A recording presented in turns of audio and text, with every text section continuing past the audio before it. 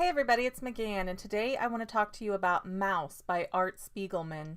Now, if you've never heard of Maus before, it's basically about this son who is retelling his father's stories of the Holocaust. And it's really interesting because it's got this very unusual almost framing device. Well, it's not really unusual, it's just really unique in the way that it's utilized. The framing has the son getting the story from the father, and the comic starts off with, "Hey dad, I want to talk to you about your Holocaust experience to do a comic of it."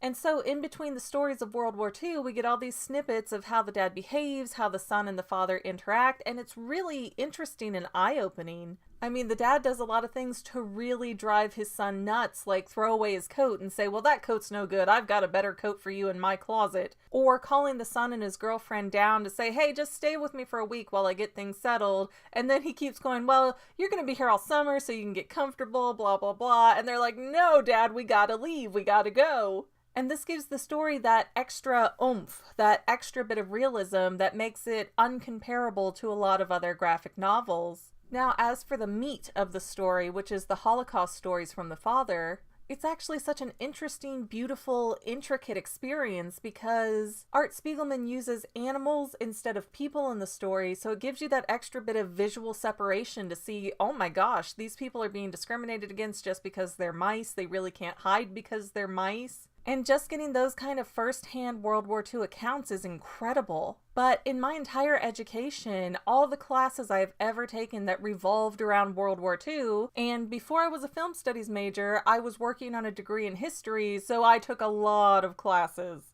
And out of all the knowledge I have about World War II, there were things in this book that were told by the father character that I never knew existed. Like how after some of the camps started closing down, they just shoved a bunch of the Jews in trains, packed in so tight that there wasn't even sitting room in those trains. And they let most of them starve to death.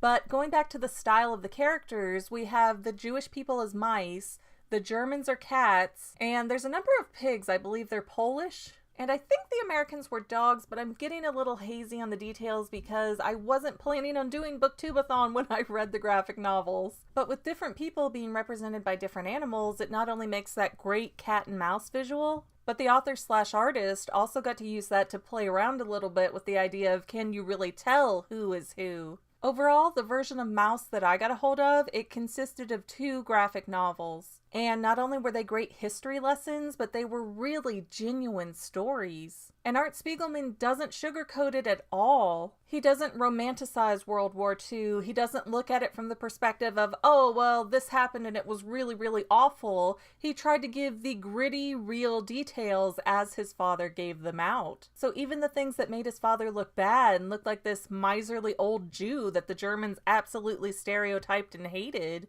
Spiegelman kept it in the book because that was the truth of his father's story. It's really with the black and white, it's visually stunning, it's a great read. If you are interested in history or graphic novels at all, this is a perfect book for you to check out. Well, that's all I have for now, but this video's not quite over yet. We're expanding, so I have to plug our other channels. Total, we have the Fangirl, dealing primarily with movies and shows, Say Halo Goodbye Gaming, and the Fanily Family Vlogs. Links are in the description, and we would love to see you at all 3 channels. Okay, I think that's it. So thanks for watching, and I hope you enjoyed enough to like, subscribe, and share this video. We have tons of material across our various channels that you are fully encouraged to go check out. And if somehow you can't get enough of me, please connect with me on Instagram at sayhalogoodbye or Twitter at _Fanily.